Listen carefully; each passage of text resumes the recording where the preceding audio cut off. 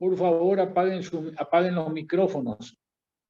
Hay personas que tienen el micrófono encendido. Entonces, se producen ruidos que molestan. No se puede desarrollar la clase. Les decía que para que se ubiquen en el programa, la clase de hoy tendríamos que desarrollar ya el derecho positivo, el derecho objetivo y el derecho subjetivo, derecho público y derecho privado, el Estado de Derecho y la democracia. Para finalizar la parte teórica, en la próxima clase seguramente, una breve noción sobre las fuentes del derecho y la organización del Poder Judicial, justicia federal y justicia provincial y las garantías de su independencia. Ahora bien, en la clase de hoy va a proseguir dentro de breves instantes el doctor Ramírez Sosa, ya que yo tengo agendado una reunión con los alumnos que tienen que participar el día 21 en el encuentro de extensiones. Les comento que el encuentro de extensiones es una reunión que se realiza todos los años. Antes se realizaba en distintas sedes y ahora se realiza en sede central, y es una reunión que convoca a todas las extensiones de la Facultad de Derecho para que expongan temas que son inherentes a las materias que se encuentran dictándose en cada extensión. Y en esta oportunidad de la extensión de Santo Tomé estoy preparando un grupo de alumnos. En principio, el encuentro de extensiones era presencial, pero ahora se desarrolla o se desarrollará de manera híbrida, es decir, de manera presencial y de manera virtual. Entonces, para las próximas reuniones yo les recomiendo a los alumnos que se pongan en contacto, y los que tengan interés en contacto con sus profesores, y los que tengan interés en participar, siempre que se trate de extensiones, no de sede central, pueden tomar intervención y presentar una ponencia. Generalmente, en la exposición, los alumnos tienen aproximadamente de 10 a 15 minutos para desarrollar el tema que eligen, ¿no? Y después hay una serie de preguntas que los alumnos o los participantes se encuentran autorizados a realizar. Es una buena experiencia y yo siempre recomiendo a los alumnos que hagan esa experiencia. Vamos a empezar a desarrollar el tema de las fuentes del derecho para después dejarle al doctor Ramírez Sosa, que no sé si se encuentra en la sala. Doctor Ramírez Sosa, ¿usted se encuentra en la sala? A ver, voy a verificar. Profe, disculpe. Sí. Yo recién ingresé, le quería avisar que me tomaron el reconocimiento de la materia. Perfecto, me parece bien. Me parece muy bien. Entonces, se puede retirar sin ningún tipo de inconveniente.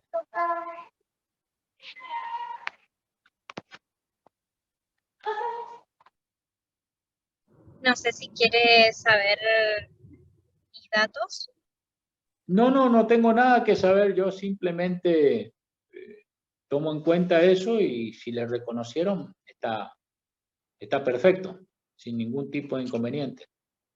No es necesario que tome ningún dato. Todavía el doctor Ramírez Sosa no se encuentra en la sala, de manera que voy a empezar por lo menos hasta las 20. Voy a desarrollar yo y después voy a hacer un cuarto intermedio si no se encuentra él, para organizar la otra reunión. Lo que tenemos que desarrollar hoy es el tema de las fuentes del derecho.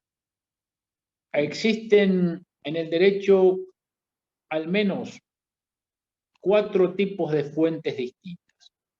Algunas clasifican a las fuentes en fuentes formales y fuentes materiales. Las fuentes formales se refieren a la forma que adoptan estos orígenes del derecho. La palabra fuente se refiere a la forma de creación del derecho o a la forma de manifestación del derecho. Y hay básicamente dos fuentes muy importantes que son la ley y la costumbre. Algunos dicen que todo el derecho se origina en una costumbre indiferenciada.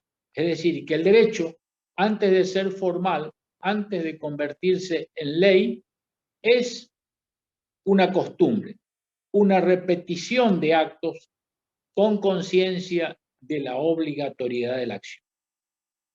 Hay que distinguir entre el hábito y la costumbre. ¿En qué se parecen el hábito con la costumbre? Ambos constituyen repeticiones de actos. Nada más que la costumbre, la repetición de actos se realiza con conciencia de la obligatoriedad de la acción.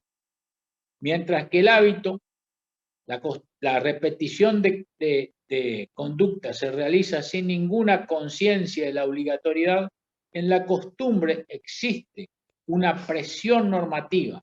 Esa repetición de actos lo hago con la conciencia de que la acción es de alguna manera obligatoria. Existe una presión social para que realice la acción, para que realice el acto. De manera que en la costumbre, esta nota distintiva hay que diferenciarla y hay que remarcarla, porque la costumbre es una especie de acto. Algunos piensan, por ejemplo, en tomar mate, en tomar café, en ir a bailar como costumbres, y en realidad son hábitos de cierta gente. ¿Por qué? Porque no existe en este comportamiento ningún tipo de obligatoriedad. En cambio, en la costumbre sí existe una obligatoriedad de la acción. Por ejemplo, saludar es una costumbre. No mentir es una costumbre. Cumplir con las promesas es una costumbre. De manera que, mientras que en el hábito la repetición de conducta se realiza sin ningún tipo de obligación, en la costumbre ese comportamiento de alguna manera incide a la manera de presión. ¿Qué significa esto? Que si no cumplo con el comportamiento, de alguna manera también soy reprochado.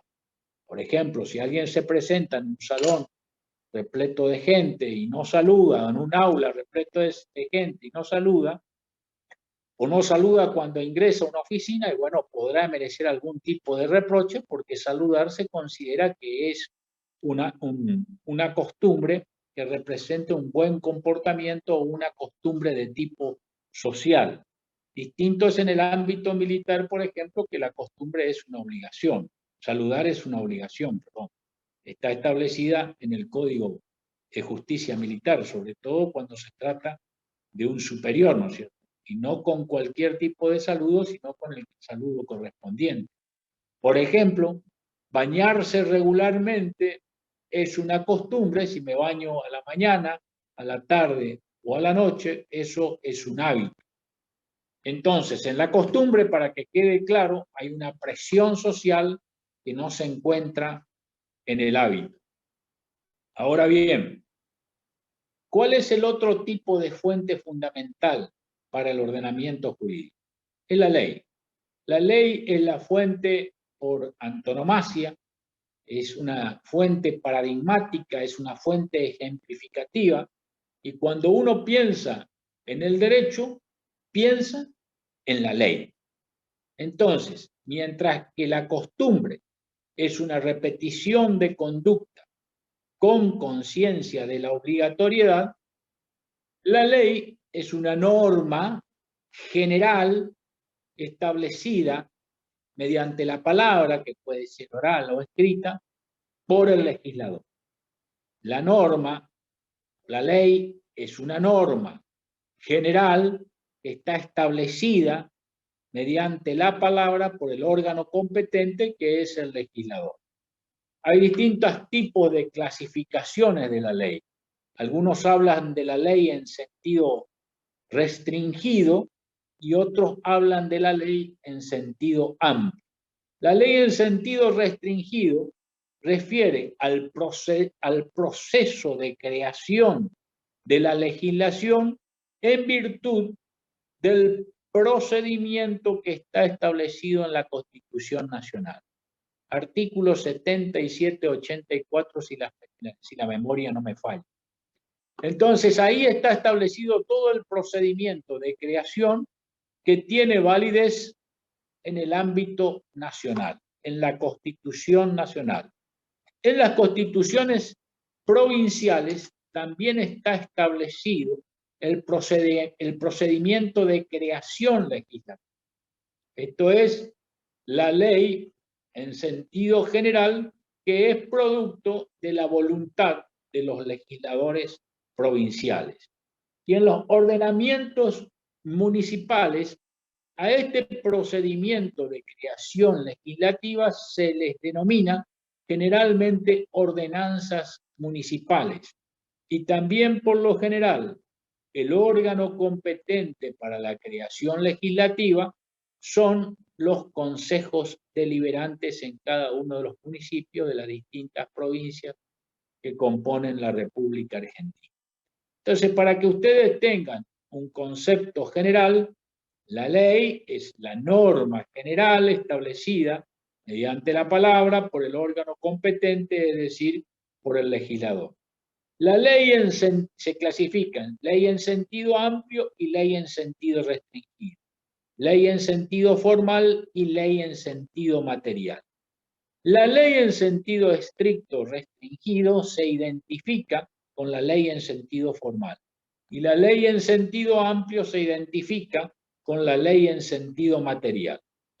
La ley en sentido material o en sentido amplio es toda norma general emanada de un órgano competente que tiene alcance indeterminado, es decir, abarca a una cantidad indeterminada de individuos o habitantes. Por ejemplo, todos los ciudadanos, todos los abogados, todos los trabajadores. Por eso se dice que una de las características fundamentales o primordiales de la ley es que es general.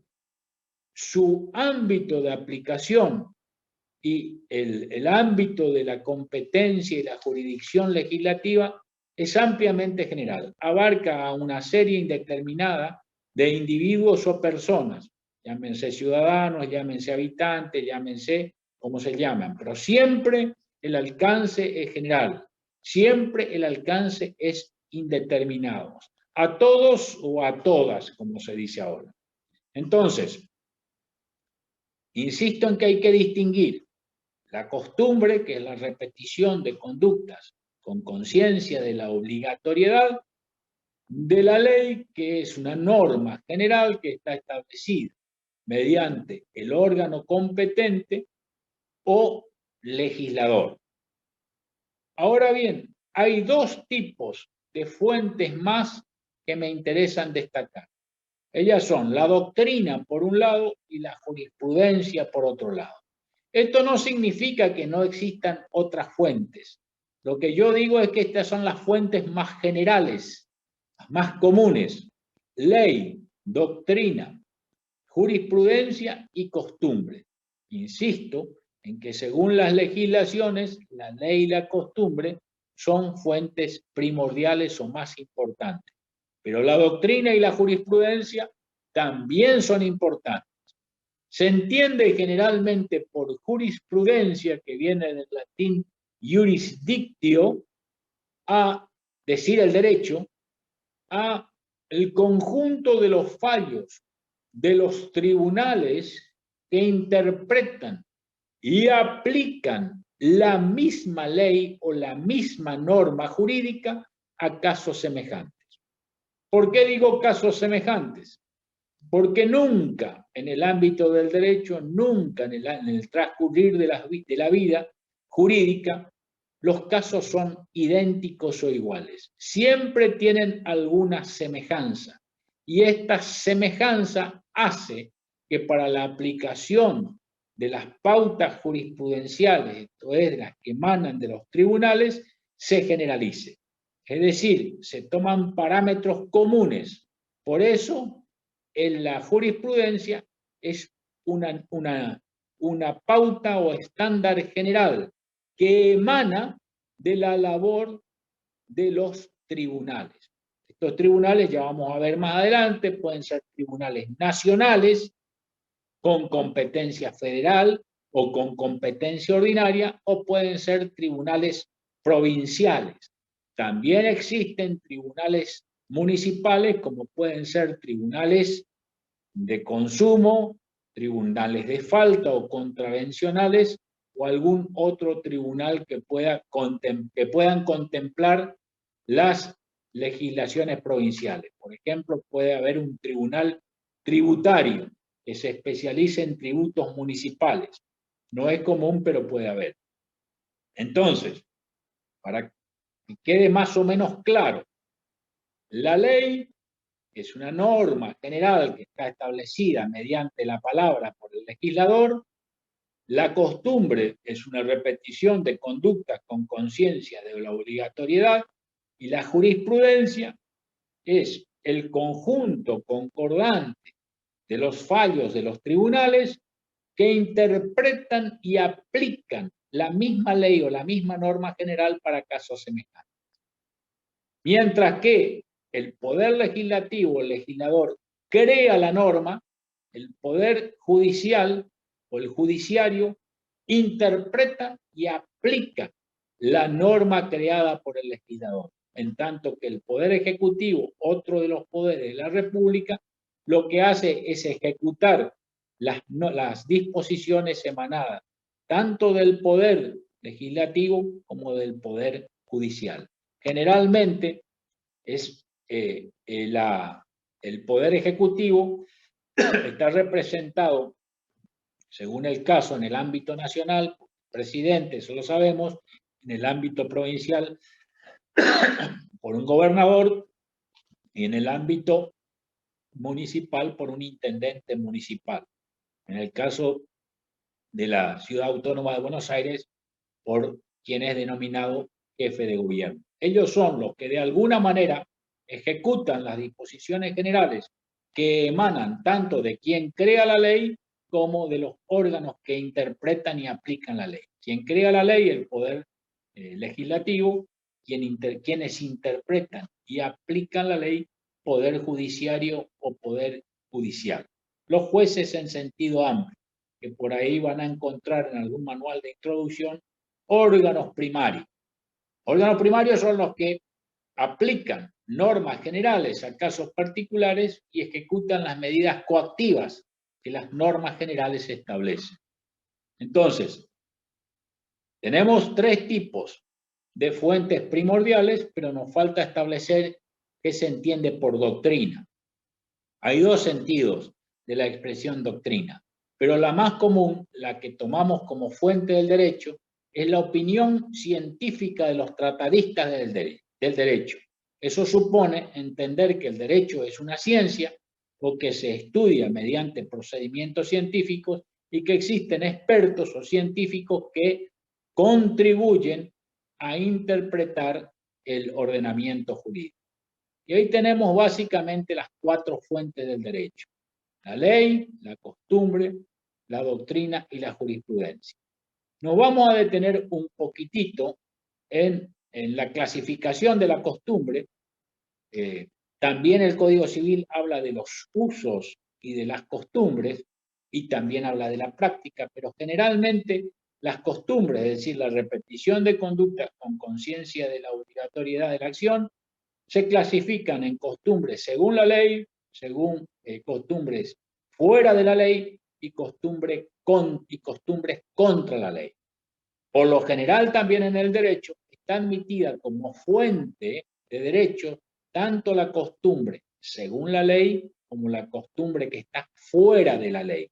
Hay muchas normas que se remiten a los usos y a las costumbres como fuente de derecho, pero generalmente no está admitida la costumbre que va contra la ley, aunque la práctica judicial y la práctica tribunalicia nos enseña que hay muchas costumbres que van contra las normas y que están admitidas como legítimas. Te doy un solo ejemplo, el caso del coqueo, por ejemplo, en provincias norteñas, está prácticamente admitido y obra, digo, como justificación de una acción que está prevista y penada en el Código Penal. Eso es solamente por darles algún ejemplo.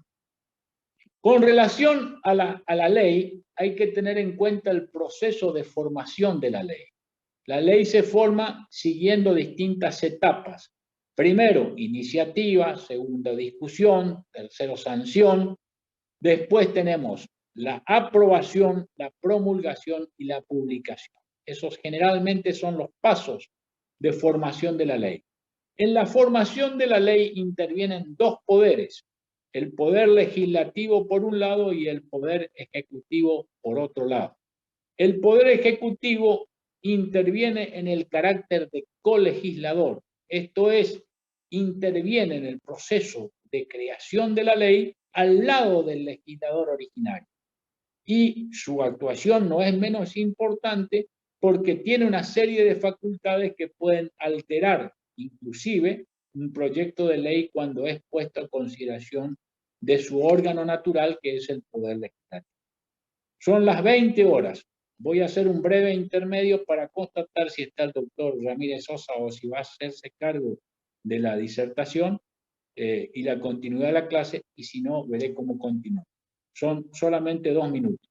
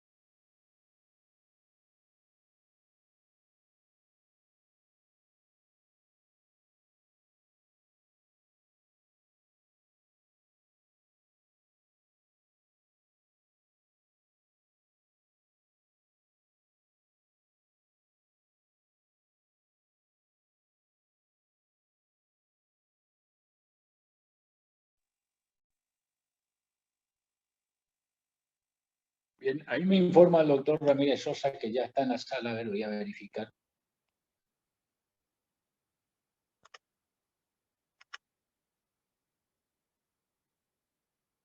Bien.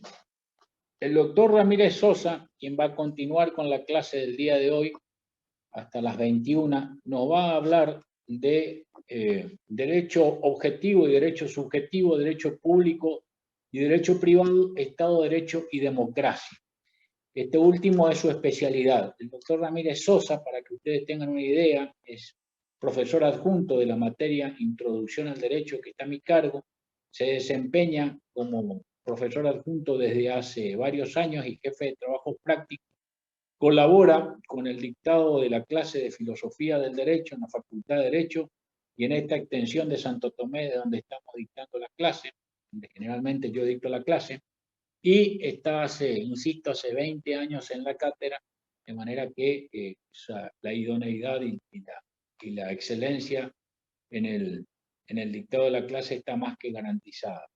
Él generalmente dicta los cursos conmigo y hizo una maestría sobre epistemología y actualmente creo que ya terminó, él le va a comentar, otra maestría sobre políticas públicas y políticas de frontera. De modo que, doctor Ramírez Sosa, para nosotros es un gusto que se integre a la clase y quedará usted a cargo de la clase hasta casi finalizar.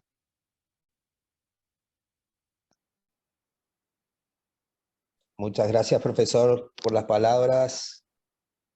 No sé si se me está escuchando. Yo lo escucho. Se le escucha. Bueno, muchísimas gracias. Buenas noches a todos. Buenas noches, profesor. Bueno, muy bien. Nosotros vamos a avanzar un poco sobre el tema propuesto hoy por el profe para que nosotros podamos continuar con los temas de la materia.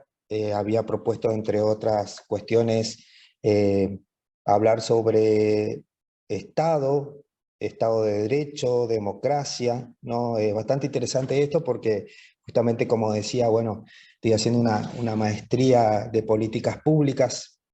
De hecho, ya había dado clase también sobre políticas públicas. Es muy interesante el tema tocado desde ese punto de vista, ¿no? De lo que significa el Estado como herramienta para llevar adelante las políticas públicas, determinar los problemas, los conflictos que existen en la sociedad y proyectar soluciones y luego realizar las políticas públicas que determinen de alguna manera cómo solucionar esos problemas de la sociedad, ¿no? Y todos estos temas que tienen que ver con lo social, ¿no? ¿Qué es la sociedad en definitiva?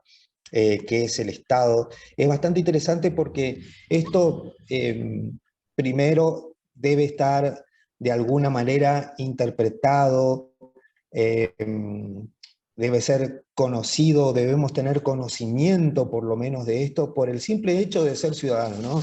Al momento de considerarnos cada uno de nosotros, de los que estamos aquí, que somos ciudadanos, pero ¿por qué se dice que alguien, un ente, para no decir persona, ¿no? ¿Por qué se dice que un ente es ciudadano o que la persona es ciudadano? A ver, en principio, todos los que estamos aquí somos ciudadanos, ¿es así o no? Vamos a tratar de actuar entre todos. Sí, profe. Sí. ¿Por qué somos ciudadanos? A ver, porque ¿a dónde tenemos que apuntar? Es decir, ¿qué es Contraemos Estado? derechos y obligaciones. Porque tenemos derechos y obligaciones, muy bien. ¿Esos derechos y obligaciones de dónde provienen? Natural o dictado por un órgano. ¿Hay derechos naturales? ¿Cuáles serían? Vamos a hablar sobre los derechos naturales, a ver, para poder diferenciarlos de aquellos que son, como dice el compañero, son elaborados por el hombre. Buenas tardes, profesor. El derecho a la vida, tardes. Derecho al honor. Exactamente, derecho a la vida, derecho al honor, ¿no? A la dignidad. Libertad, ¿no es cierto? En algunos países también se habla de la existencia de principios básicos, universales, ¿no? Por encima del derecho. Derecho a la vida. Claro, exactamente de eso estamos hablando, que pareciera ser que por encima del derecho, ¿no? Existe otro tipo de regulaciones que devienen por el solo hecho de ser personas o de ser seres humanos, ¿no? Por ese solo hecho, ¿no? Ya tenemos estas posibilidades o estas atribuciones, ¿no? De poder ser partícipes del derecho a la vida, que luego se puede trastocar en diversas normas positivas o normas jurídicas. Por ejemplo, el que matare a otro tendrá una pena, ¿no es cierto? Entonces, en ese sentido, podríamos decir, bueno, hay principios inherentes a la persona, y esto hablando de derechos humanos, ¿no? Ya directamente, y del derecho natural, a estos principios, ¿no? Que son inherentes a la persona, obviamente que como son inherentes, son propios de la persona y forman parte de su ser o de su existencia, ¿no? Pero a la par de eso existe otro tipo de derecho, que es, como decía el compañero, bueno, existe el derecho que es una construcción del hombre, ¿no? Bueno, es allí donde tenemos que hacer referencia, ¿no? Al derecho como construcción o como un objeto cultural del hombre, que generalmente es así como se lo describe, ¿no? Hay diversos objetos en el universo, ¿no? Objetos materiales, inmateriales, ideales, pero están aquellos que se clasifican como objetos culturales porque son o devienen de la creación humana, ¿no? Es allí donde está inserto el derecho, ¿no? Perfecto, muy bien. Entonces, por ser ciudadanos tenemos derechos, ¿no? Derechos que generalmente están normativizados, están positivizados, están en leyes o en normas. Ah, perfecto, muy bien. Pero, ¿por qué es que nosotros tenemos derecho o se nos impone el tener un determinado derecho, ¿no? Es bastante interesante esto de decir, bueno, en algún momento a algunos de nosotros se nos preguntó, alguien nos preguntó, nos pararon en la calle, fueron a nuestra casa como en el censo, ¿no? Fueron a nuestra casa y dijeron, bueno, acá vive, a ver quién la tengo acá, Malena Soledad, ¿no? Malena Soledad, aquí vive Malena Soledad, sí. Muy bien. ¿Usted tiene derecho, usted quiere tener el derecho argentino? ¿Quiere que el derecho argentino regule su conducta? ¿Alguien nos preguntó eso en algún momento? ¿Alguien nos dijo eso? Profesor, yo creo que sí, porque sería más justo para llevarlo entre las personas, porque creo que si no existiera un derecho, sería cualquier cosa. Eso es el No, no nos objetivo o la no finalidad nos del derecho. Yo no estoy preguntando eso. Más adelante Ah, vamos a hablar sobre eso. ¿Cuáles son los pero objetivos, finalidades del derecho? Porque lo que estamos buscando es encontrarnos con el concepto de Estado, ¿no? Y después hablar sobre un determinado sistema Para que tener es el... una convivencia en sociedad, profesor. Vuelvo a reiterar, ahí seguimos hablando del objetivo o de la finalidad del derecho, ¿no? Pero a los que yo lo estoy preguntando es lo siguiente. En algún momento alguien les preguntó, yo quiero que a mí me regule el derecho argentino. Alguien les no, dijo, alguien les vino y le impuso a ustedes su No, derecho. no, porque No, tenemos No, nadie, derecho ¿no es cierto? a haber nacido. Sí, los escucho. De a uno, pero los escucho. A ver. Es una carga que ya nos imponen al nacer en una Nos cierta im- sociedad. Entonces, el derecho nos imponen. Fíjense, esto quiero que lo entiendan desde ese punto de vista. El derecho es impuesto por el solo hecho de haber nacido en un determinado lugar, ¿no? Y porque ¿a dónde yo estoy apuntando? Estoy apuntando a hablar sobre los contractualistas, por supuesto, ¿no? Entonces, nadie nos dijo en ningún momento, yo quiero caer bajo la órbita del sistema jurídico argentino. Por el solo hecho de haber nacido en... Estaríamos hablando de la característica del derecho, profesor, entonces ahí. Sí, estamos tratando de buscar qué es lo que entregamos nosotros, porque si hablamos como ciudadanos, ¿no? Porque de ahí partimos, ¿no? Hablamos como ciudadanos que tenemos derechos, ¿no? Muy bien, perfecto, ¿no? El hecho de ser ciudadanos y de tener derechos, ¿nos quita libertad o nos da libertad? ¿Somos libres? Dentro de lo que hacemos por la No, ley, en sí. parte, el profesor nos quita parte de nuestro derecho, porque nos están imponiendo desde el nacimiento derecho a la cual se rige el Estado, ¿no? Entonces, ¿somos libres o no? Nos ponen Dentro En de lo de la pensar, ley, no creería somos que sí. libres. Tenemos que regirnos de acuerdo a las leyes impuestas ya de antes de nuestro nacimiento, que ya vienen de antepasado. En realidad no somos libres de nuestros actos. Estamos regulados a nuestros actos de acuerdo a las leyes del país donde estamos, ¿no?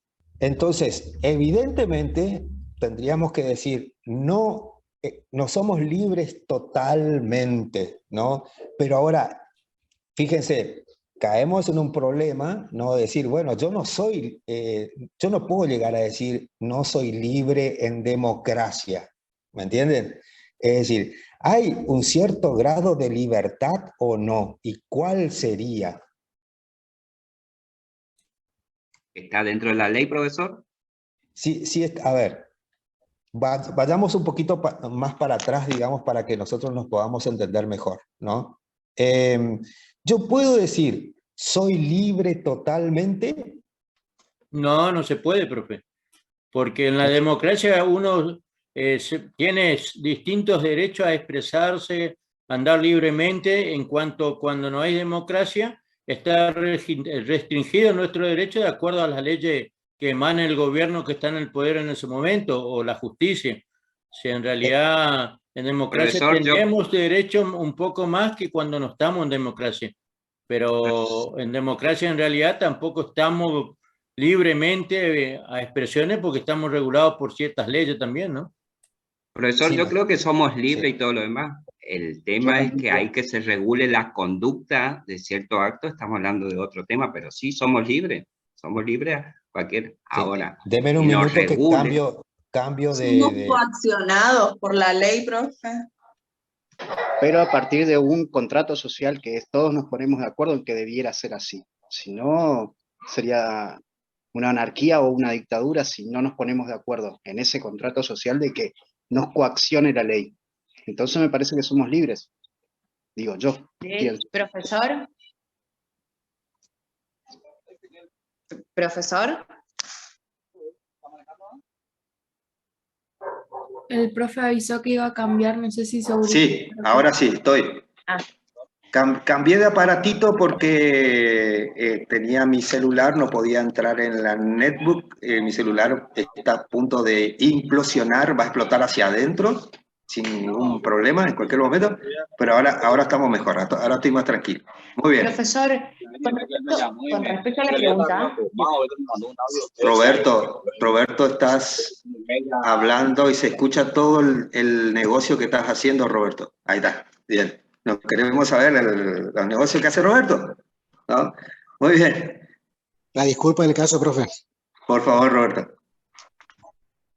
Profesor, vamos a lo siguiente. Sí, Camila. Con respecto a la pregunta de usted de hace un ratito, de si somos libres o no, de hecho, la Constitución Nacional establece en el artículo 19 las acciones privadas de los hombres. Ajá, tal cual. Todo aquello que... el artículo dice lo siguiente, ¿no?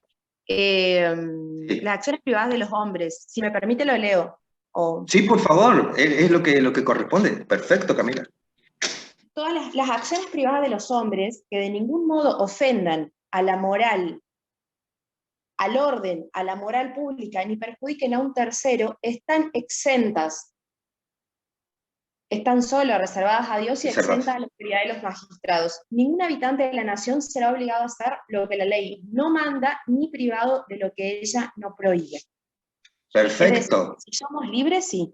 En la respuesta, sí. Claro. Y fíjese, Camila, y fíjense todos ustedes que hasta podríamos decir, bueno, desde un punto de vista del concepto concreto de la libertad, no podemos hablar de que somos realmente libres, somos libres, ¿no? Porque no podemos hacer lo que nosotros queremos en el momento que nosotros deseáramos, porque hay una regulación de conducta por encima de nosotros que nos impone una estructura coactiva que nos dice usted tiene que hacer esta es su conducta de vida, ¿no? Muy bien. Entonces, hay una conducta regulada. Hasta podríamos llegar a decir, como lo dijeron ustedes, hay una libertad, pero es una libertad que está regulada por las normas. Perfecto. Entonces no es una libertad concreta desde el punto de vista de un concepto determinante, definitivo de lo que es la libertad en sí misma, ¿no? Pero tampoco podemos decir, yo tengo la libertad regulada, porque sería una contradicción lógica. Yo o soy libre o estoy regulado. Y tampoco podemos decir, bueno, entonces soy esclavo, porque tampoco, de todas maneras, hay autores que dicen somos esclavos de las leyes, ¿no? Que también se podría llegar a tratar de determinar la regulación de la conducta que nos propone el derecho desde ese punto de vista, pero aún así Es muy fuerte decir somos esclavos de las leyes cuando la norma o el objeto del derecho, que eso fue lo que dijeron hoy, en realidad es la convivencia social, la seguridad, la paz, la solidaridad, ¿no? Pero en ese sentido, Camila nos descubre hacia dónde apuntábamos, ¿no? Bueno, ¿hay alguna esfera específica de libertad que aún quede resguardada solamente para el individuo? Sí. Sí, en la parte privada. Exactamente. Lo que dijo Claro, Camila, lo que principio de está, reserva. exactamente, lo que está en la Constitución Nacional, lo que nos leyó Camila, aquello que está en nuestra conciencia y reservada a Dios, fíjense. Y aquí es donde hay otro punto que tenemos que hablar hoy, que es el derecho público y el derecho privado, ¿no? El derecho objetivo y el derecho subjetivo también. Muy bien. Pareciera ser que es tan grande la injerencia del derecho en la vida del ser humano. Fíjense, al momento que estamos en el seno materno, ¿existe regulación sobre algún tipo de regulación de norma sobre la protección o no del feto o desde cuándo comienza la vida? ¿Hay alguna protección sobre el feto o no? Profesor, en la Constitución. Sí, fíjense, uno, en el Código Civil también, entre otras leyes. Muy bien. Es más, hasta después de muerto, el derecho no nos deja en paz, entre comillas, ¿no? Nosotros dice que nos ponen, nosotros no vemos porque estamos muertos, por supuesto, pero nos dicen qué buena persona que eras, que en paz descanse, nos ponen, ¿no? Pero nosotros no vemos, pues nunca si estamos muertos, ¿no? Pero el derecho, inclusive, ¿no? Está el derecho sucesorio, ¿no? Que aún con la persona muerta, ya sin vida, ¿no? Ya deja de ser persona porque no tiene vida, ¿no? Pero aún así sigue generando algunas obligaciones, algunas consecuencias jurídicas. La muerte tiene consecuencias jurídicas. Fíjense, ¿no? Entonces, en ese sentido, la injerencia del derecho es tan importante en la vida de la persona que abarca toda su vida o su muerte. Pero nos deja librado a lo que nos dice Camila, ¿no? Claro, pero inclusive, doctor, antes del nacimiento, porque de hecho se prevén derechos para ese feto en gestación, pero que van a quedar susceptibles a la adquisición de esos derechos una vez que la persona nazca.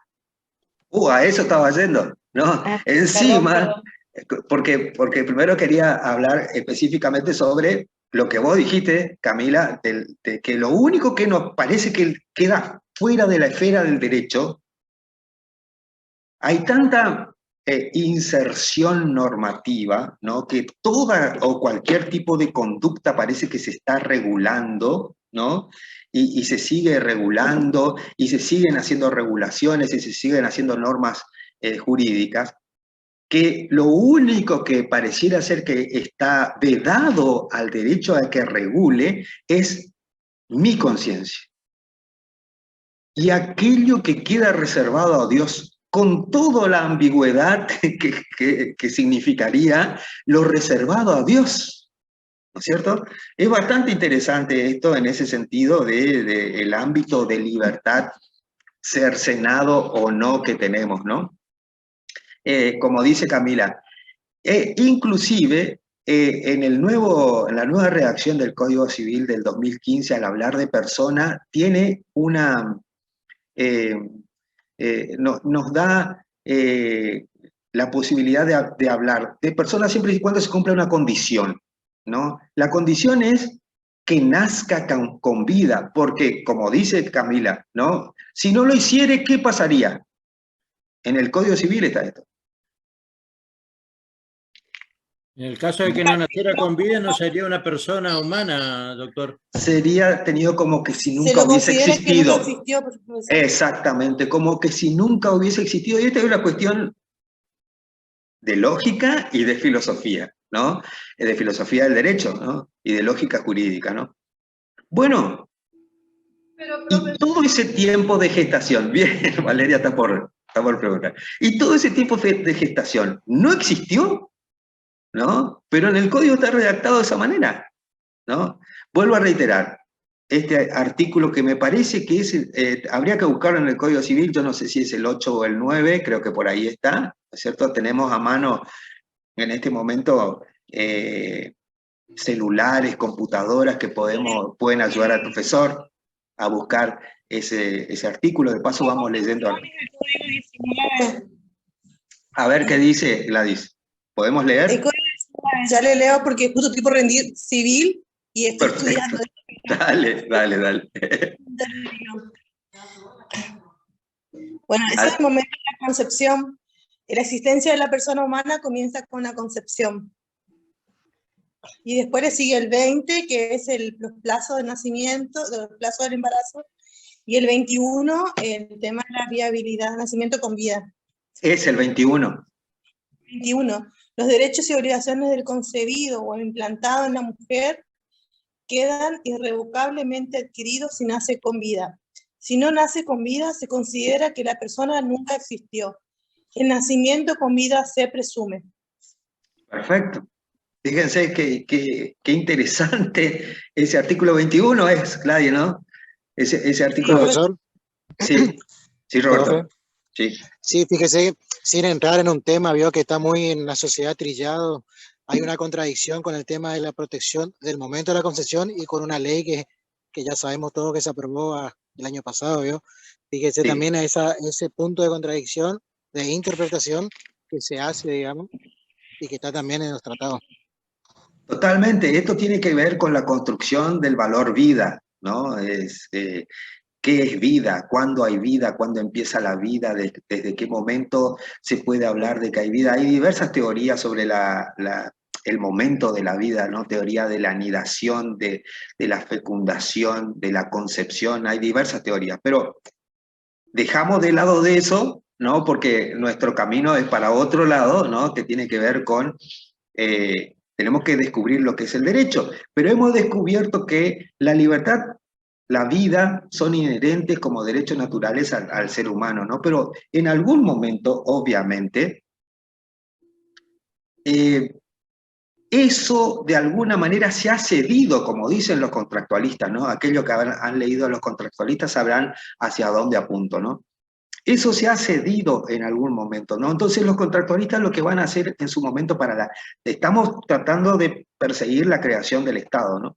Entonces los contractualistas lo que van a decir es, bueno, hay una posición originaria del hombre. Supongamos que el hombre, la persona, está en una posición originaria en donde está despojado de derechos, de honores, de todo, ¿no? En esa posición originaria del hombre es donde se reúne junto con otro, y bueno, las primeras formaciones de grupos humanos, en donde se van a decidir, bueno, hay necesidades básicas que hay que satisfacer, perfecto, ¿no? Vida,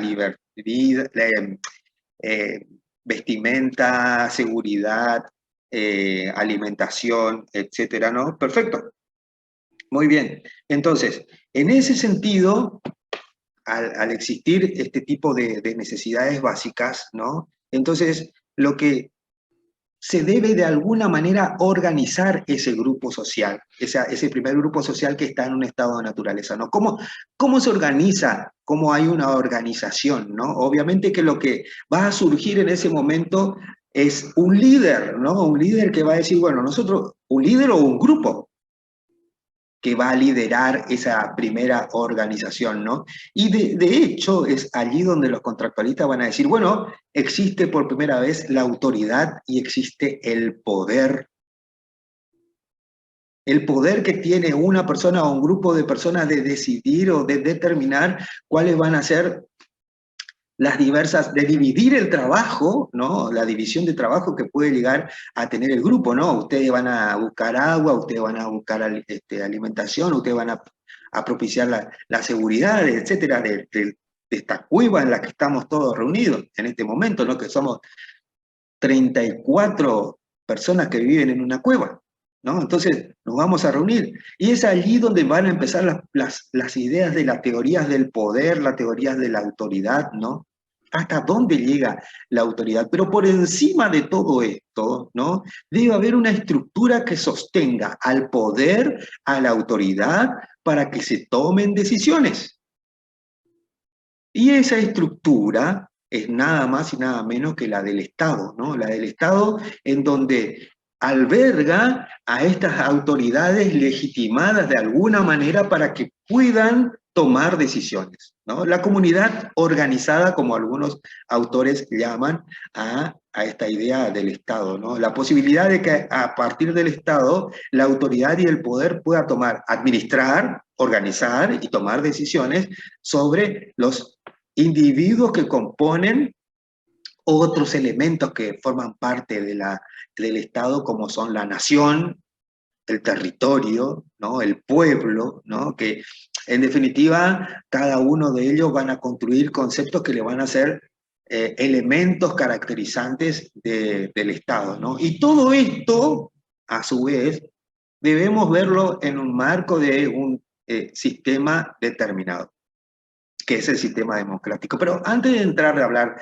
de la relación del Estado con la democracia, es bueno que también entendamos desde el punto de vista del derecho, volviendo un poquito para atrás, desde el punto de vista del derecho, como hoy lo dijeron, bueno, ¿cuáles son los fines que persigue el derecho? Obviamente que en un conjunto de individuos que viven en convivencia social, para eso tenemos que retrotraernos un poquito más atrás y decir, ¿por qué el individuo debe o tiene que vivir en convivencia social?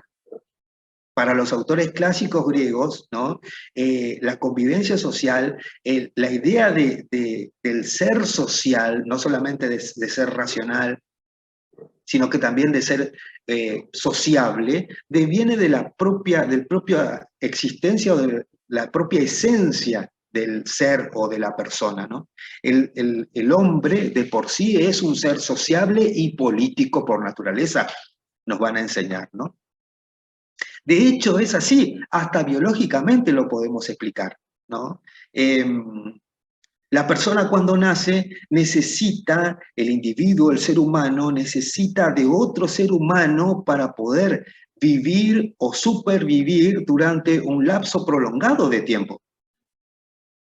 Es decir, el bebé necesita de la madre o del padre o de alguien próximo que le sirva, que le ayude a comer, que lo alimente, que lo proteja durante un lapso determinado de tiempo. Algunos se quedan hasta los 40 años, ¿no? Y después recién deciden irse de la casa, pero no importa, ¿no? Son diversas situaciones. Algunos se van antes, otros un poquito después, pero bueno, suele pasar. Pero, profesor, sí.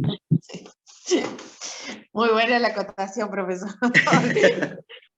No, le quería hacer una consulta. Yo no sé si usted recuerda, anterior a la sanción del Código Civil y Comercial del 2015, cuando se regulaba con el Código de Vélez, cuando se regulaba, por ejemplo, el matrimonio y las causales de divorcio, esto volviendo al tema del libre albedrío, ¿no? Que se preveía la posibilidad de la infidelidad. Inclusive, yo no me acuerdo si estaba legislado determinantemente así, o había teorías que decía que inclusive hasta los pensamientos eran motivo o causal de infidelidad. Acá esto viene a colación de por ahí de hasta dónde tiene injerencia el derecho. Totalmente, totalmente. Fíjate, Camila, que inclusive de la mano con eso, ¿no? Nos estamos yendo un poquito de tema, pero bueno, nos estamos yendo a familia, pero se ve que estamos estudiando familia full. Pero yéndonos un poquito de tema. Fíjate vos que una situación de hecho que vivía nuestro país antes de la ley de divorcio, no solamente hablando sobre el libre albedrío, o sea, que vos decís, y desde hasta dónde el derecho regula las conductas, ¿no? Hasta eso que hoy podría llegar a decir que de hecho ya no es más una injuria, ¿no? El hecho de que la infidelidad sea una especie de una culpa, dolo o delito, ¿no?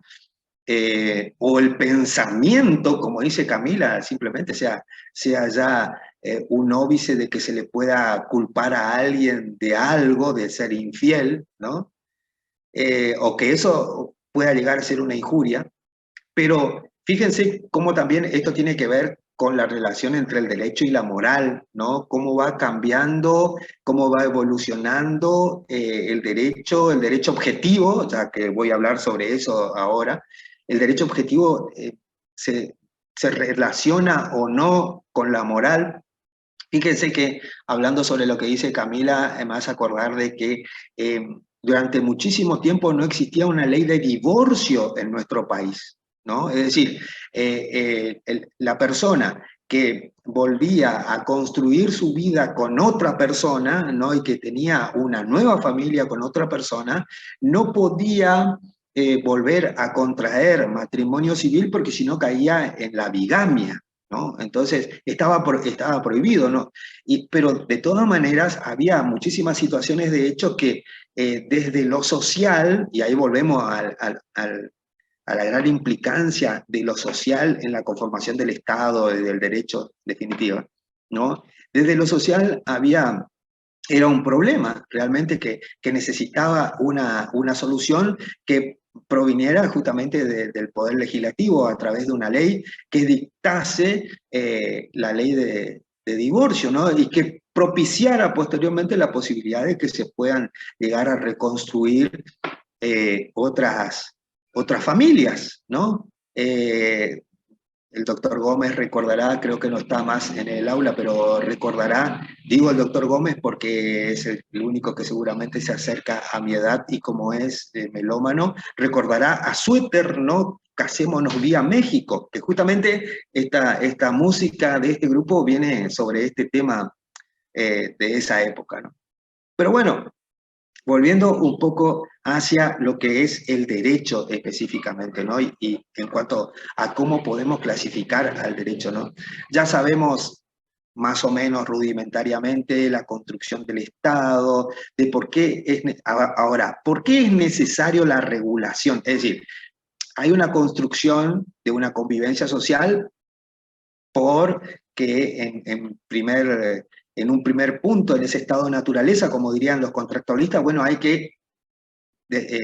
determinadas situaciones que deben salvarse, ¿no? Y que deben ser, esto debe estar de alguna manera organizado, ¿no? Entonces, en ese sentido, ¿no? Es cuando aparecen las regulaciones del derecho, aparecen las regulaciones de conducta, perdón, que devienen de alguna autoridad, ¿no? Ahora, esa autoridad tiene que estar legitimada de alguna manera, ¿no? En algún momento de la sociedad, obviamente que era el más fuerte, ¿no? El más fuerte, el más antiguo, ¿no? De la tribu, del grupo, un grupo de ancianos, ¿no? El monarca o el rey, ¿no? Que decía que el poder venía de Dios directamente a él. Yo soy el Estado, podría llegar a decir, ¿no? Fíjense esa implicancia de decir el derecho viene de Dios directamente a mí, le da también la consecuencia de que luego el traspaso del poder sea a través de la sangre, ¿no? Es decir, mi hijo va a ser el rey, ¿no? Fíjense hasta dónde llega esa implicancia de la legitimación, ¿no? Obviamente que en un Estado democrático la legitimidad pasa por la construcción de otro concepto más, que es el concepto de soberanía, ¿no? Del concepto de dónde reside el poder, en definitiva, ¿no?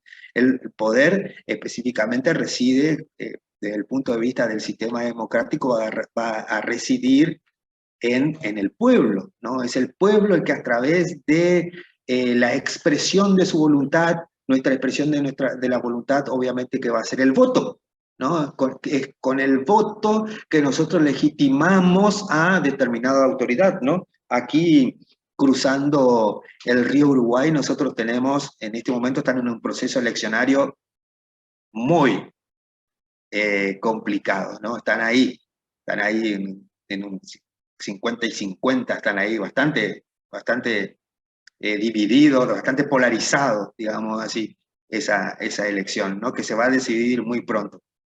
Pero, en definitiva, el voto va a representar a la soberanía popular y va a legitimar a la autoridad, ¿no? Muy bien. Y desde la autoridad, ¿qué es lo que se va qué es lo que vamos a ceder nosotros como pueblo, como integrantes, como individuos de una sociedad? Vamos a ceder parte de nuestra voluntad y parte de nuestra libertad, por supuesto, para que, entre otras cosas, Y la ellos economía puedan... también, profesor. ¿Cómo? Y también lo económico. ¿Lo económico en qué sentido? ¿Como recurso del Estado? Sí, Exacto. como recurso del Estado, que eso va por otro lado, que sería cómo sostenemos al Estado o cómo el Estado obtiene, ¿no es cierto?, la posibilidad de sostener su estructura, ¿no?, a través de los recursos, ¿no?, obviamente con los impuestos, con los tributos, ¿no?, con eso sostenemos al Estado, que a su vez nos brinda servicios o nos crea redistribución de la riqueza o nos hace gasto público, que eso ya viene por otro tema, otro andarivel, que sería una cuestión cuasi ideológica, ¿no? Pero volviendo, porque a dónde yo quiero llegar, ¿no es cierto? Quiero que me ayuden en esto para que vayamos apuntando hacia derecho objetivo y derecho subjetivo. Esto es lo que quiero decir hace 39 minutos, ¿no? Todo esto para decir derecho objetivo y derecho subjetivo. Pero en realidad tenemos que retrotraernos un poco porque tenemos que saber cómo se construye esto, ¿no? Entonces, a través de esta estructura estatal es donde nosotros legitimamos las autoridades, y fíjense, bastante interesante, ahí me detengo un poquito, bastante interesante, también el doctor Gómez en este sentido hablamos al respecto, ¿no? Que en la construcción de la legitimidad de las autoridades estatales, ¿no? Bueno, podríamos decir, hay una división de los poderes, ¿no? Hay una división de los poderes, esa división de los poderes es poder ejecutivo, poder legislativo y poder judicial. Muy bien, el poder ejecutivo tiene legitimidad de la soberanía popular a través del voto, ¿no? Nosotros votamos al presidente. El poder legislativo tiene su legitimidad a través del voto. ¿Y el poder judicial?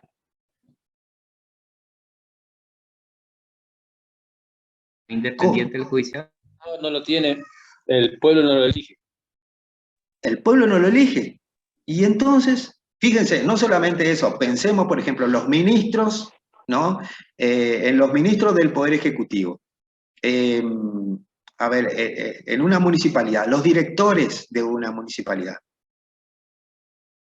¿tienen legitimidad? ¿Son autoridades, son funcionarios, dependen de otro? Pero va mucho más allá el Poder Judicial, fíjense. No solamente que tienen, por supuesto, hay un procedimiento para llegar a ocupar el cargo, ¿no? De hecho, lo que dice nuestra Constitución Nacional es algo que siempre debemos tener en cuenta. El único requisito para ocupar cargo es la idoneidad. Idoneidad. Idoneidad. Idoneidad. Lo digo 3 veces porque uno es con negrilla, el otro con negrilla subrayado, el otro en mayúscula, negrilla y subrayado. Tenemos que ver a ver si hay realmente idoneidad, ¿no? Y todo lo que conlleva el concepto de idoneidad. Muy bien, de todas maneras hay un procedimiento, por supuesto, para ocupar el cargo en el Poder Judicial. Por supuesto que sí, pero aún vamos más allá, vamos a entrar en términos de la democracia, ¿no? La democracia, ¿qué conlleva como elementos el sistema democrático? ¿Cuáles son los elementos? Uno, dirían, lo que yo dije recién, van a estar todos de acuerdo, elección popular. El pueblo elige. ¿Qué más? La división de poderes. Existe una división de poderes que también lo dijimos. ¿Qué más? En las funciones, ¿qué pasa? Periodicidad de los funcionarios. Periodicidad en las funciones. Sí, señor. Tal cual. Periodicidad en las funciones, digo de nuevo, periodicidad en las funciones, digo de nuevo, porque, ¿no?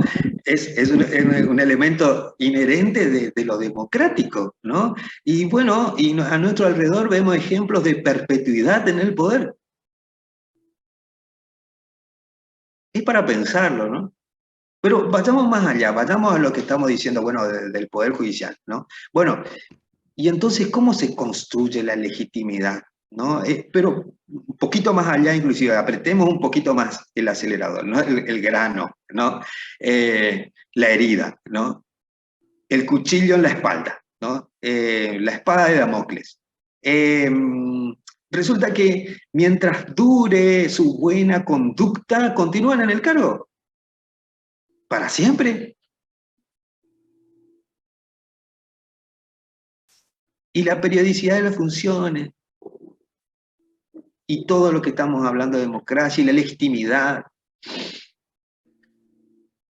Bastante interesante. Por eso es que hay países, obviamente, en donde hay elecciones. Ahora, ¿esto está fundamentado? Ustedes dirán, esto no está... Sí, tienen su fundamento, por supuesto que sí, ¿no? Pero bueno, es bastante interesante este tema como para debatirlo y ver qué se puede hacer el día de mañana, o no hacemos nada, depende, pero es para pensarlo, ¿no?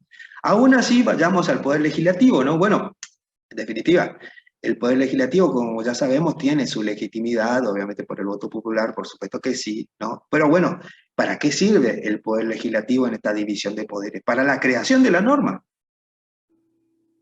que va a ser la que va a regular la conducta de los ciudadanos, ¿no? Y es allí donde caemos en la diferencia o en la clasificación entre derecho objetivo y derecho subjetivo. Entonces, el derecho objetivo generalmente se hace referencia y también se ocupa como sinónimo de ordenamiento jurídico o de sistema jurídico. Si nosotros hablamos de derecho objetivo, también podremos estar haciendo alusión a sistema jurídico o a ordenamiento jurídico. Y en definitiva, es el conjunto de normas que regulan la conducta de los ciudadanos en convivencia social de una determinada nación, ¿no? Tiene, por supuesto, diversas características, ¿no? Algunas de las características que podemos llegar a ver desde el punto de vista de lo normativo sería la coactividad, ¿no? Tiene un ámbito territorial de aplicación, ¿no? No es que la norma argentina se pueda aplicar en Hungría, si es que existe todavía, ¿no? O se puede aplicar en China, ¿no? O la norma china se puede aplicar en Argentina, ¿no? Hay un ámbito de aplicación temporal, espacial, ¿no? De la norma, desde el punto de vista objetivo, ¿no? Esto tiene que ver con la norma objetiva. La norma objetiva, en definitiva, para que quede claro, ¿no? Es la norma escrita. Aquello que nosotros vemos en el Código Civil, en el Código Penal, ¿cierto? La norma, la ley, ¿no? Tal como fue redactada, ¿no? Muy bien. Por otro lado está el derecho subjetivo. En cuanto al derecho subjetivo, dicen los autores que son aquellas atribuciones o facultades que otorga la norma a los sujetos, a los ciudadanos, ¿no? En este sentido es bastante interesante la posición de Hans Kelsen al respecto, ¿no? Kelsen siempre tiene una óptica un poco distinta de los demás autores y siempre llama la atención, ¿no? Pero en este sentido Hans Kelsen nos va a decir, bueno, ¿cuál es más importante jerárquicamente? ¿O el derecho objetivo, es decir, la ley, la norma, o el derecho subjetivo, es decir, la posibilidad o la facultad que se me atribuye? Por ejemplo, la norma dice, derecho a transitar libremente por las calles y rutas de la nación, ¿no? Muy bien. Esa puede llegar a ser una norma objetiva. Ahora, se vuelve operativa cuando yo realmente circulo por las calles de la ciudad o de las rutas argentinas, ¿no? Ahí recién es cuando yo digo, yo tengo derecho a transitar libremente. Alguien me para y me dice, usted no puede decir, no, yo puedo circular, no me puede detener. Yo tengo derecho a circular. Esto tiene que ver también con lo que la norma dice, ¿no? La norma generalmente nos da ciertos elementos que se llaman elementos deónticos, que son prohibido, obligatorio, permitido, ¿no? Es decir, la norma o prohíbe, obliga o permite, ¿no? De alguna manera. Es cierto, ustedes van a decir, bueno, pero hay normas que no dicen nada de eso, que en realidad son conceptos, ¿no? Todo ente susceptible de adquirir derechos y contraer obligaciones. Bueno, ¿y dónde está lo prohibido, permitido, obligatorio? Ahí tenemos que volver un poco más atrás al hablar sobre el ordenamiento jurídico, sistema jurídico, y decir, bueno, es eminentemente coactivo. ¿Por qué un sistema jurídico, un conjunto de normas es eminentemente coactivo? ¿Qué quiere decir coactivo? A ver, pues si no, hablo solo y no. La posibilidad del uso de la fuerza. Es la posibilidad, sí, posibilidad, amenaza, constreñir a la realización de una determinada conducta al individuo, ¿no? Ahora, Hart es bastante interesante lo que dice Hart en el sentido de decir, bueno, va a decir, en una sociedad de ángeles, esto para que nosotros entendamos, realmente es necesario lo coactivo, a ver, ¿es necesario un sistema jurídico en nuestra sociedad? ¿Realmente necesitamos un sistema jurídico? Hart va un poco más allá y nos da un ejemplo bastante utópico, por supuesto, bastante ideal, digamos así, ¿no? Gráfico, para determinar el porqué del ordenamiento jurídico en una sociedad, ¿no? ¿Realmente es necesaria o no? Bueno, él dice, bueno, en una sociedad de ángeles pareciera ser que en principio no sería necesario una regulación de conducta, un conjunto de normas, porque en teoría todos los ángeles se comportarían bien, salvo el ángel caído, ¿no? Pero en principio... ¿Cómo? Lo mismo le iba a decir, salvo Lucifer, que no... Claro, el de la luz, el portador de la luz, ¿no? Salvo tiene otros nombres, ¿no? Pero no me estoy acordando ahora. Pero bueno, 666 sería, ¿no? La bestia, ¿no? Salvo la bestia. Pero en ese sentido, ¿no? Podríamos decir, en una sociedad de ángeles, en principio para Hart no sería necesario un ordenamiento jurídico, una regulación de la conducta. ¿Pero por qué? Porque los fines del ordenamiento jurídico del derecho son paz, orden, seguridad, ¿no? Entonces, evidentemente, con el tiempo o no, hasta Hobbes estaría de acuerdo con nosotros de que es parte esencial del ser la beligerancia. ¿Realmente somos así?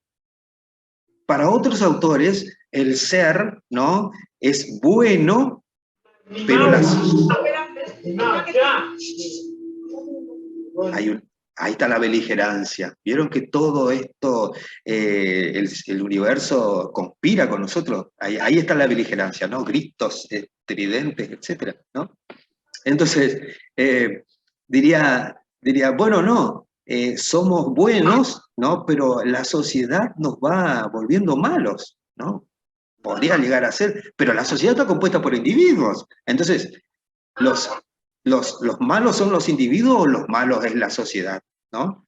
Bastante interesante esto en el sentido de poder determinar el para qué existe el ordenamiento jurídico, ¿no? Evidentemente, ¿no? Al decir de Hart, y para contradecirlo un poco, no somos una sociedad de ángeles y por eso es que necesitamos un ordenamiento jurídico, ¿no? Para que se cumpla el orden, de alguna manera, el orden, la paz y la seguridad, para que exista un poco de orden, de paz y de seguridad. Si es así, conocemos las leyes. Somos 75 en el curso. Pregunta Odol en el aire, estoy hablando de los 70, ¿no? Qué varones. Pregunta Odol es... Con esto me sacan la edad, ¿no? Obviamente. Muy bien. ¿Alguien conoce alguna ley en su totalidad?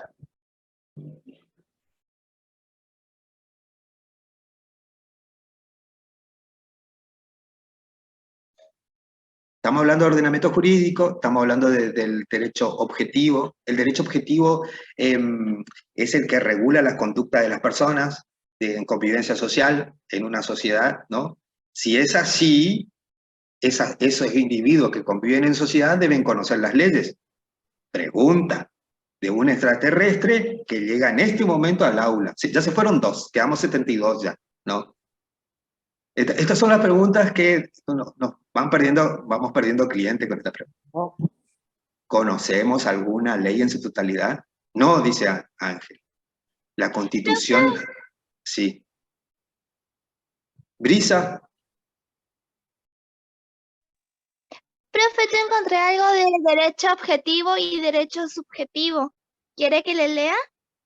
No, estamos haciendo unas preguntas. Yo ya di el concepto más o menos. Lo único que estoy queriendo dar ejemplos claros de que para qué sirve el derecho objetivo primero, después vamos a hablar sobre el derecho subjetivo. Ahora te digo, Brisa. Pero alguien como ciudadanos, hoy me dijeron al principio de la clase, yo les dije, ¿somos ciudadanos? Sí, dijeron todos, ¿no? Muy bien. ¿Por qué? Porque tenemos derechos y obligaciones. Eso es derecho objetivo. Muy bien. Si son ciudadanos, saben cuáles son sus derechos y obligaciones.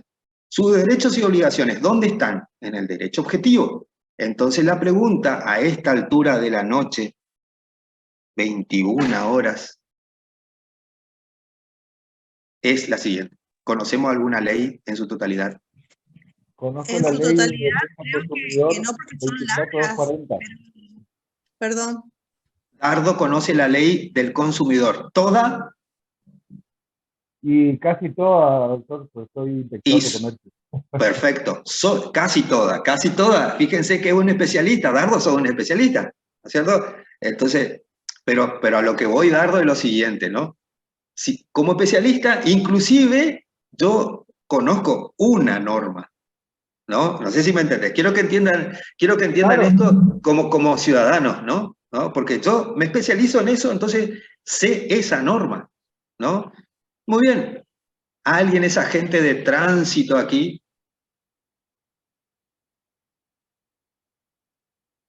Para no incomodarlos. La velocidad que debe desarrollar un automóvil al llegar a una bocacalle en zona urbana es, 2 puntos, esto vale el carnet de conductor, ¿eh?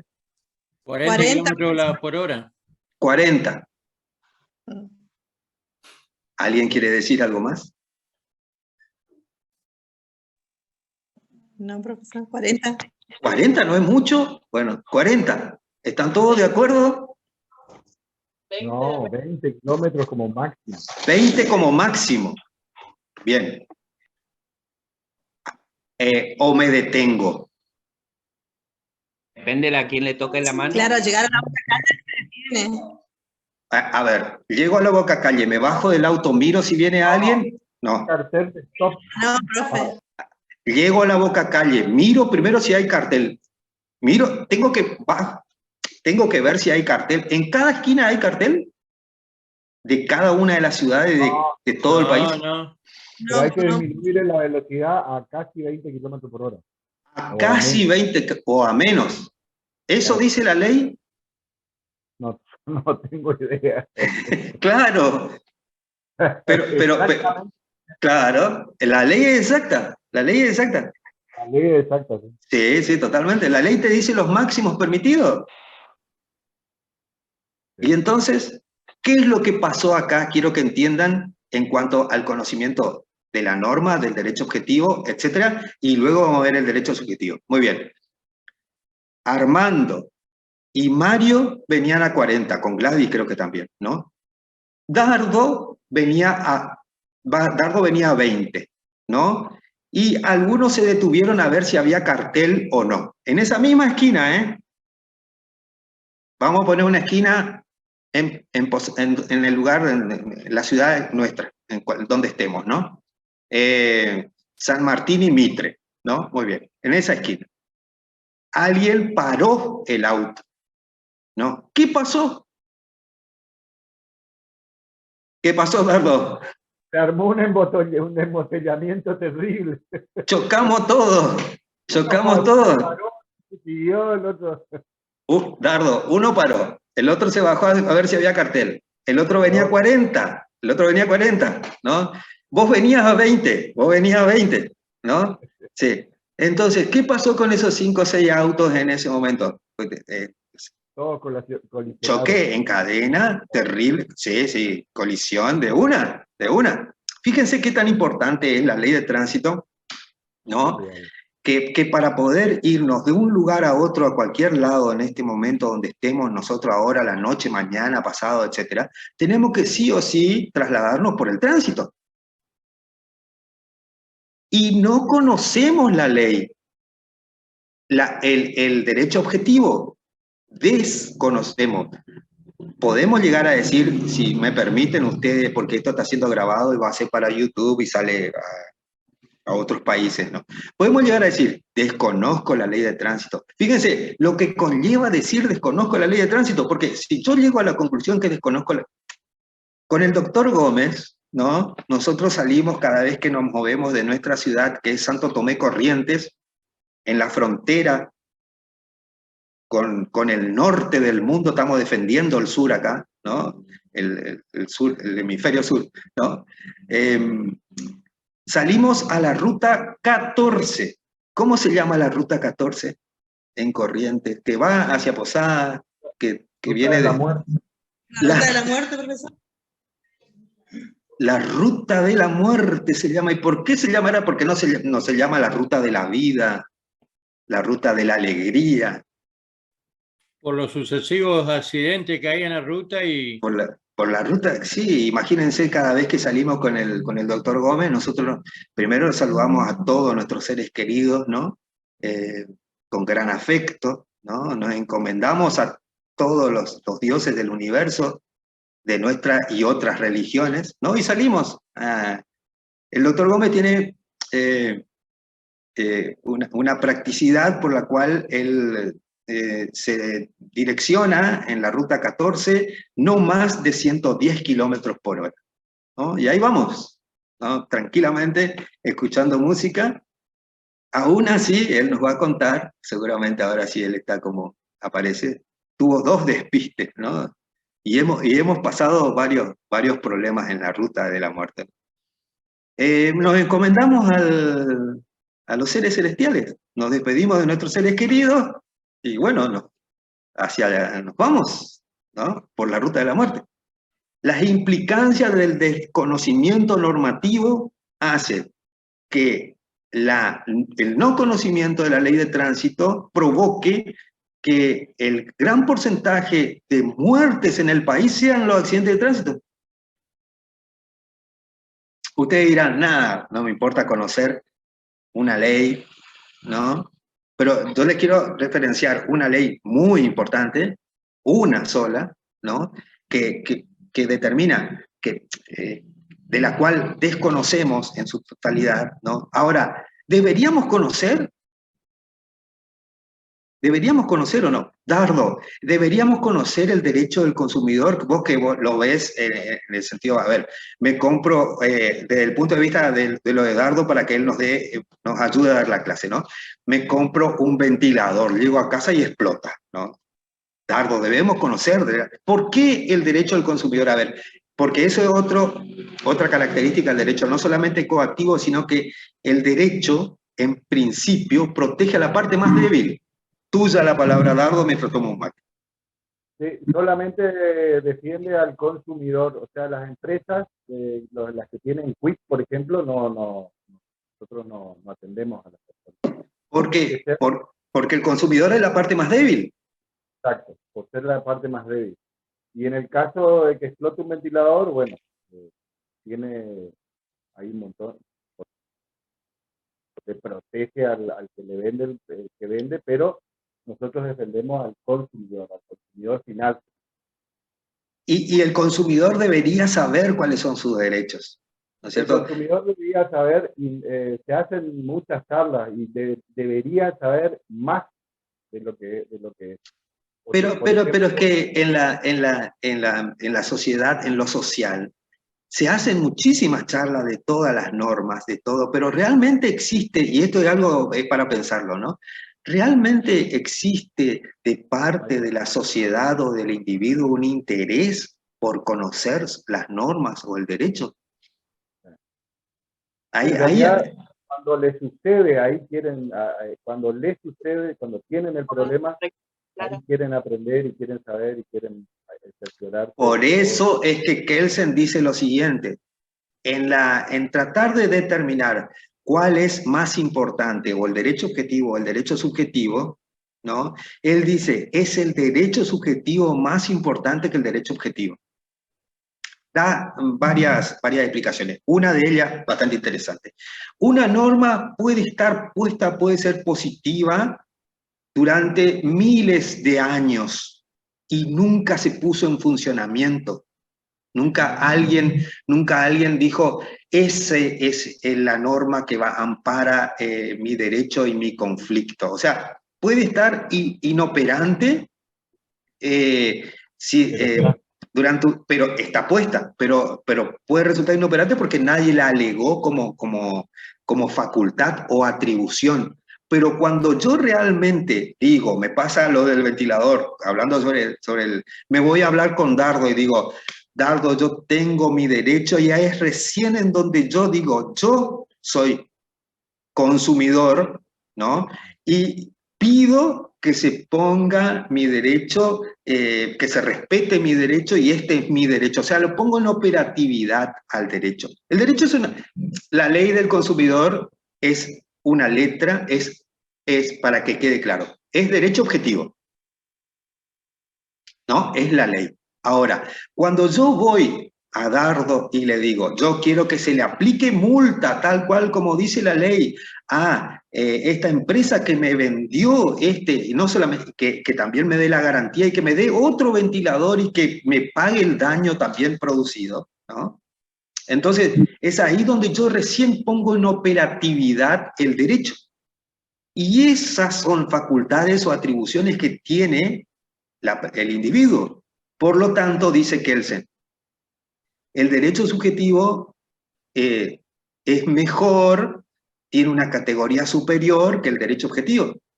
Una norma puede pasar inadvertida, no puede ser utilizada nunca, ¿no? Durante muchísimo tiempo, o nunca, durante la existencia de la humanidad. Pero cuando se vuelve operativo, realmente es cuando hay el derecho en acción. Esa es la subjetividad, entonces, ese es el derecho subjetivo. Derecho objetivo, para que quede claro, ahora le digo a Brisa que nos lea los conceptos, pero para que quede claro. Derecho objetivo es lo mismo que decir ordenamiento jurídico, lo mismo que decir sistema jurídico. Es el conjunto de normas o de leyes que regulan la convivencia humana en la sociedad, ¿no? Son las normas, tal cual están expresadas en las leyes o en los códigos, ¿no? La letra fría de la norma, por así decirlo, ¿no? Pero por otro lado, existe el derecho subjetivo, que es la capacidad, atribuciones o facultades que me dan la norma y que yo la pongo en operatividad. Sí, Gladys. También es cierto que ambos coexisten, sí. Y el derecho objetivo es el que brinda al sujeto los derechos subjetivos. Sin ordenamiento jurídico no habría derecho subjetivo. Totalmente, por eso digo, la visión de Kelsen es una de las visiones nada más que de una visión novedosa, porque si yo pongo en operatividad un derecho, el derecho es preexistente, la norma es preexistente, es decir, el derecho objetivo está primero. Ahora, lo que dice Kelsen es lo siguiente, el derecho puede estar, pero nunca utilizarse. ¿Y de qué sirve un derecho sin utilizarse, sin utilidad? Pero de hecho no conocemos ningún derecho. Y eso es inquietante. Conocemos derechos, pero no la ley completa, profesor. Por ejemplo, uno a lo largo de la vida se va a ver, yo hablo en mi caso particular. Le puedo decir que conozco mucho de laboral por situaciones que he pasado en mi vida. Claro. O, por ejemplo, situaciones de derechos de familia o derechos... O sea, uno va aprendiendo a medida que uno va transitando. Por el lomo. Soy una persona grande también, pero es cierto que hay un desconocimiento con respecto a los derechos que uno tiene. Con respecto al derecho del consumidor también, yo soy una defensora de la ley 2440, me parece que es algo que debería enseñarse inclusive en los colegios, porque ayuda muchísimo. O sea, me parece que hay una ausencia del Estado con respecto a la educación, porque esa ley facilitaría un montón de situaciones que se dan abusivas con respecto a empresas o organismos que tienen una posición siempre mucho más, de mucho más poder sobre el consumidor, y bueno, a veces uno cuando no sabe cede, se calla. De hecho, los contratos de compra, de venta, etcétera, son preexistentes, uno tiene que firmarlos nada más. Exactamente. O sea, no hay un acuerdo real de voluntades, ¿no? Son acuerdos o convenios. Estoy aprendiendo, estoy aprendiendo, como dice Dardo, mucho del derecho del consumidor por un montón de situaciones que me ha tocado vivir con bancos, con tarjetas, con facturas, que bueno, dije yo no, hasta acá me voy, me asesoro, y bueno, fui aprendiendo. Y acá en Formosa, por ejemplo, hay una oficina de defensa del consumidor que está, la verdad, bastante accesible al público, y bueno, te ayudan bastante. Pero sí me parece que es una ley muy importante que todos deberíamos saber. Totalmente. Por eso digo, hay leyes que son importantes. De otra manera, a ver, no podríamos hablar del conocimiento total de las leyes. O sea, sería hasta prácticamente un absurdo decir, yo me conozco las 28.000 leyes, todas juntas, ¿no es cierto? El doctor Gómez, que dice aula 14, justamente le tocó el 14, qué bárbaro. Sí, doctor, adelante. Podríamos quedar 2 horas más, pero por las dudas que tengan que utilizar el Zoom, no quiero tener inconvenientes con la administración. Generalmente yo a las 21 termino la clase. Profe, no se le escucha. A ver. Bueno, que todo muy bien, todo muy lindo, todo muy interesante, pero son las 9:10. Generalmente yo soy respetuoso del tiempo y también de la utilización del Zoom, porque probablemente algún profesor pueda utilizar de aquí en adelante. Es muy difícil, pero la verdad es que por más interesante que sea, le vamos a convocar al profesor Ramírez Sosa para que continúe su clase en otra oportunidad, pero debemos terminar. Generalmente empiezo, como ustedes se habrán dado cuenta, la clase a las 19 y termino, por respeto al tiempo de todos, a las 21. Así que le dejo con el profesor 5 minutos más y se termina la clase. Que tengan buenas noches y buena semana. Bueno, muchas gracias, profesor. Bueno, vamos terminando entonces la clase. Para que quede claro, hablamos un poco de derecho objetivo, derecho subjetivo, hablamos un poco de Estado, ¿no? Hablamos un poco de democracia, algunos elementos de la democracia, ¿no? Y hablamos de la implicancia del derecho objetivo y el derecho subjetivo, jugando entre ellos jerárquicamente a ver cuál prevalece sobre el otro o no, o si ambos están en un mismo plano de igualdad. Por otro lado, nos quedaría hablar sobre derecho público y derecho privado, pero bueno, si hay alguna pregunta, este es el momento, y si no, nos vamos despidiendo. Muchas gracias a todos por participar. Las clases se deben hacer así, creo yo, con participación de todos, así que sí, Gladys. No, nada, los saludo. Profesor, muchas gracias. Sí. Excelente la clase. Un último pedido. ¿Podría pasar en limpio, porque prácticamente no se lo escuchó al doctor Gómez, cuál fue el último aporte que dijo? Sí, se despedía el doctor nada más únicamente diciendo eso. que Perfecto. sí, que él hacía, que hacía las clases hasta las 9 y que probablemente nos saquen el Zoom para utilizar en otra aula, así que bueno. Muy bien, eso es todo. Perfecto, muchísimas gracias. Muy bien.